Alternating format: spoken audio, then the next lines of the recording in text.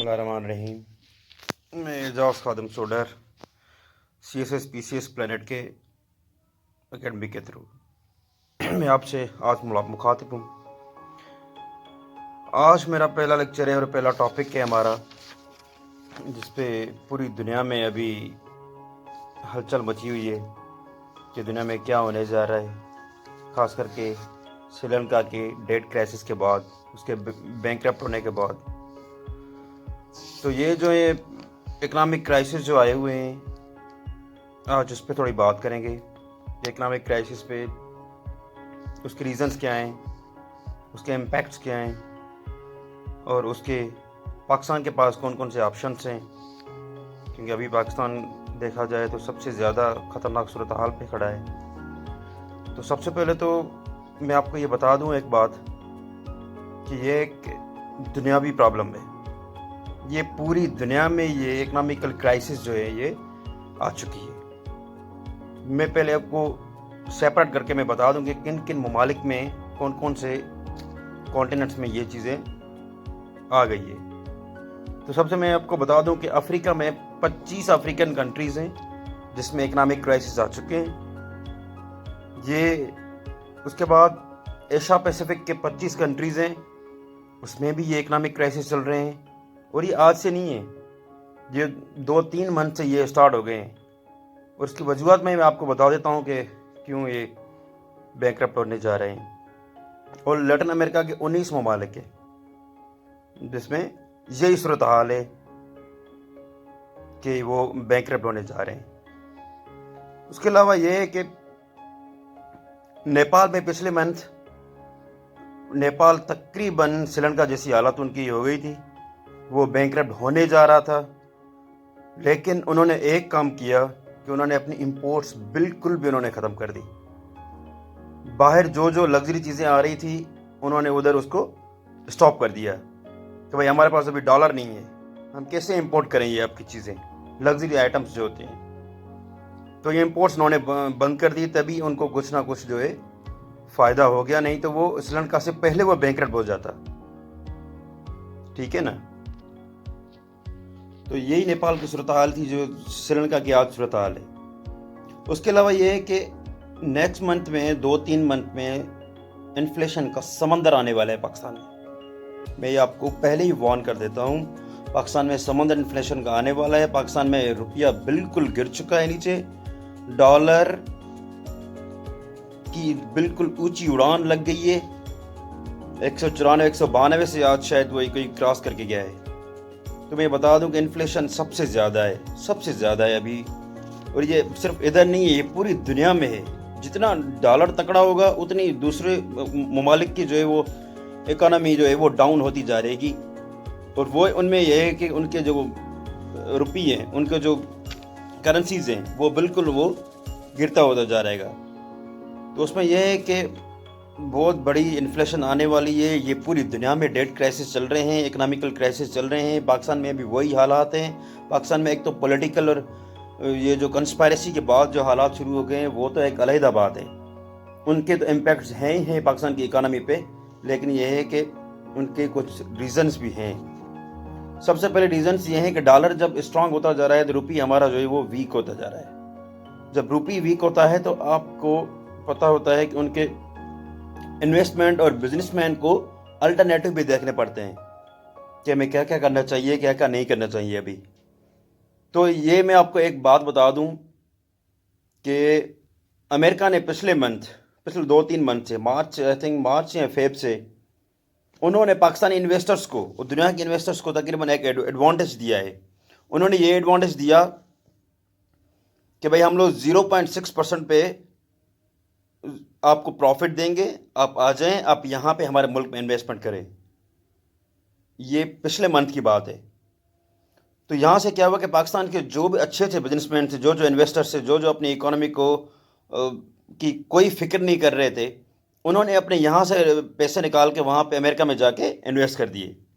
जब वहाँ पे इन्वेस्ट कर दिए तो यहाँ पे रुपये कम हो गए, डॉलर कम हो गए, सॉरी। जब डॉलर कम होंगे तो ज़ाहिर बात है हमारे रुपये भी जो है वो वीक होता जाता है।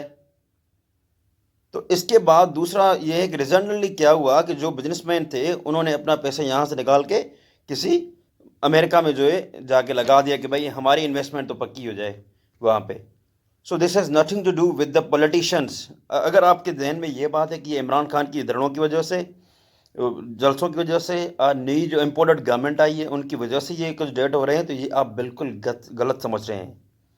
یہ بالکل جھوٹا ایک بلیم ہے کہ ان کے پولیٹیشنس کی وجہ سے ہماری اسٹرانگ اکانومی جو تھی، جو کہ پاکستان کی اسٹرانگ اکانومی رہی نہیں ہے، سو کال اسٹیبل تھی. تو یہ ان کا کبھی بھی یہ ریزن نہیں ہے کہ ان کی امپورٹڈ حکومت ہے یا دوسرا کوئی ریزن ہے. ان کا ریزن یہ بزنس مین ہے، یہ انویسٹرس ہیں. یہ اصل بات یہی ہے جو بیسک ریزن ہے اس کا. تو اس کے بعد کیا ہوا کہ پوری دنیا کی کرنسی جو ہے وہ ڈاؤن ہو چاہیے. جب وہ ڈاؤن ہو گئی ہے تو ڈالر تکڑا ہو گیا ہے. ڈالر جب تکڑا ہوتا ہے تو ظاہری بات ہے جس کی اکانومی کم ہوتی ہے وہ ان کا کرنسی ریٹ جو ہوتے وہ لو کر جاتا ہے. تو اس کے بعد آگے کیا ہوتا ہے کہ ابھی آپ کو یہ بھی میں بتاتا چلوں کہ بٹ کوائن کا جو الٹرنیٹو تھا وہ بھی 10% اب جو وہ گر گیا ہے. 10% اس کی ڈکریز ہو گئی ہے.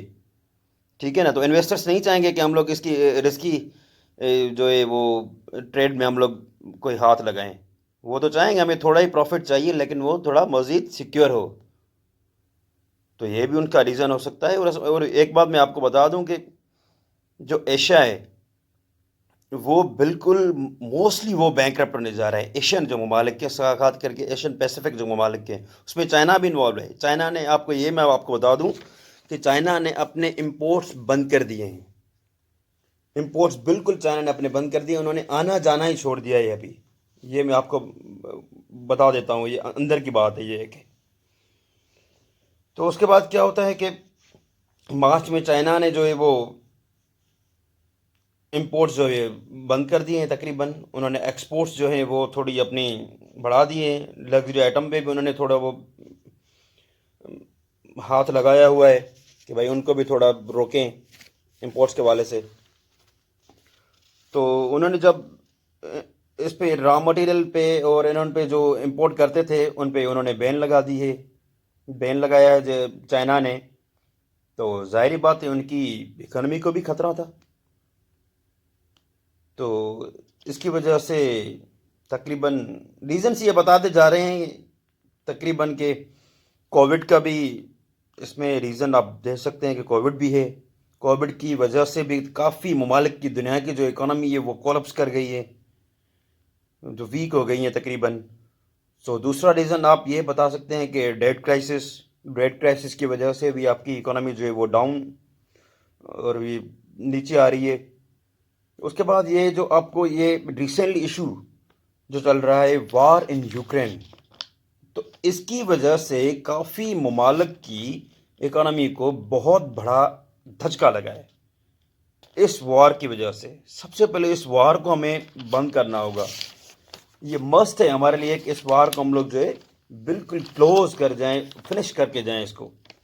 نہیں تو یہ بہت بڑے یہ کرائسس میں کافی ملکوں کو یہ ڈال سکتی ہے. تو اس کے بعد یہ ہے کہ ابھی ان کے ریکوری آپشنس کیا ہو سکتے ہیں. آپشنس تو ظاہر بات ہے ہر کرائسس کے، ہر ڈی اسٹیبلائزیشن کے آپشنس تو ہوں گے، ظاہری بات ہے الٹرنیٹوس تو ہوں گے. تو پاکستان کے پاس کون سے آپشنس ہیں ابھی اس دنیا کی کرائسس میں جو اکنامیکل کرائسس ہے؟ سب سے پہلے تو پاکستان کو اپنی ایکسپورٹس انکریز کرنی ہوگی. جب ایکسپورٹس انکریز کرنی ہوگی پاکستان کو، جو ظاہری بات ہے امپورٹ کو بالکل 0% بھی ٹچ نہیں کرنے اور ان کو جو ہے بالکل کلوز کر دینا ہے. جو لگژری آئٹمس یہ جو منگوا رہے ہیں ہم لوگ، ابھی کل پرسوں پتہ چلا تھا کہ 8 کروڑ کی ایک ایس یو وی، پتہ نہیں کون سی گاڑی تھی، وہ پاکستان کے کسی نے امپورٹ کروائی تھی. تو یہ امپورٹ ہمارے آئٹمس جو ہیں 70% 80% جو ہمارے امپورٹڈ آئٹمس ہوتے ہیں ان کو آپ کلوز کریں. ان کو آپ بالکل جو ہے مزید اپنے ڈالر جو ہے ان کو باہر نہ بھیجیں، جتنے بھی ریزروس ہیں آپ کے ڈالر کے. ٹھیک ہے نا. تو امپورٹس کو تو بالکل آپ کلوز کر کے جائیں. اس کے بعد ہے کہ بھائی آپ انکم ٹیکس امپوز کریں. جب آپ جی ایس ٹی ٹیکس تو ہر کوئی دیتا ہے یار، مزدور بھی دیتا ہے، سب کوئی دیتا ہے، لیکن انکم ٹیکس جو ہوتی ہے وہ ایلیٹ کلاس کے 1% سے بھی اگر ہم گورنمنٹ لیتی ہے نا ان سے، تو پاکستان تقریباً اپنی ڈی اسٹیبلائزیشن کی سچویشن سے نکل سکتا ہے. تو آپ انکم ٹیکس کے حوالے سے ایلیٹ کلاسوں پہ اور اچھے اچھے جو اسٹیبل ہیں ان کو آپ انکم ٹیکس کی نیٹ میں لائیں. یہ گورنمنٹ کی پریارٹی ہونی چاہیے، گورنمنٹ اس پہ فوکس کرے. ادروائز یہ ملک جو ہے سری لنکا جیسی حالات دیکھیں گے، یہ بینکرپٹ ہو جائے گا نہیں تو آپ ایسے کوشش کریں کہ انکم ٹیکس امپوز کریں. اور اس کے بعد یہ ہے کہ آپ کی جو ایکسپینڈیچر ہیں، خاص کر کے آپ کی نان کمبیٹ ایکسپینڈیچر جو ہیں، ملٹری ایکسپینڈیچر جو ہیں، ابھی وہ وار لائک سچویشن نہیں ہے. ابھی ہر کسی کے جو اکنامیکل کرائسس چل رہے ہیں، ہر ممالک اس میں خود لگا پڑا ہے کہ ہم لوگ ایسے ان میں سے کیسے نکلیں. تو یہ وار لائک سچویشن کوئی بھی نہیں ہے. پاکستان کو بچانا ہے، پاکستان کی اکانومی کو اسٹیبل کرنا ہے. تو پاکستانی گورنمنٹ کو یہ انیشیٹو لینا ہوگا. میرے خیال میں تو کبھی نہیں ہوا پہلے بھی ایسے، لیکن یہ ہے کہ اس مرتبہ لینا ہوگا آپ لوگ کو یہ انیشیٹو. اور آپ لینڈ ریفارمس بھی کر لیں. لینڈ ریفارمس آپ کے بہت اچھے، بہت زیادہ فائدہ مند ہوگی. یہ عمران خان کی گورنمنٹ نے کوشش کی تھی لیکن اس پہ اتنا زیادہ عمل نہیں ہوا تھا. ٹھیک ہے نا. اور آخری پوائنٹ یہ ہے کہ آپ پبلک سیکٹر جو انویسٹمنٹ ہے، جو انسٹیٹیوشنس ہیں، جو انڈسٹریلائزیشن ہے، اس کو آپ پروموٹ کریں. اس کو آپ جب پروموٹ کریں گے تو پرائیویٹائزیشن کو اب ظاہری بات ہے ان کو تھوڑا کم ہی ٹائم دیں گے اور کم ہی اس کو کرتے جائیں گے. تو برائے مہربانی آپ جو یہ پبلک سیکٹر انسٹیٹیوشنس کو اور اپنے ایکسپینڈیچر کو کم کریں. آپ اپنی سیونگ کو انکم، تاکہ یہ چیزیں آپ کی سری لنکا جیسی حالات نہ دیکھیں اور پاکستان اس کو کبھی بھی آگے سسٹین نہیں کر سکے گا. تھینک یو سو مچ. یہ میری تھوڑی تھی سجیشن تھی، تھوڑی لیکچر تھا.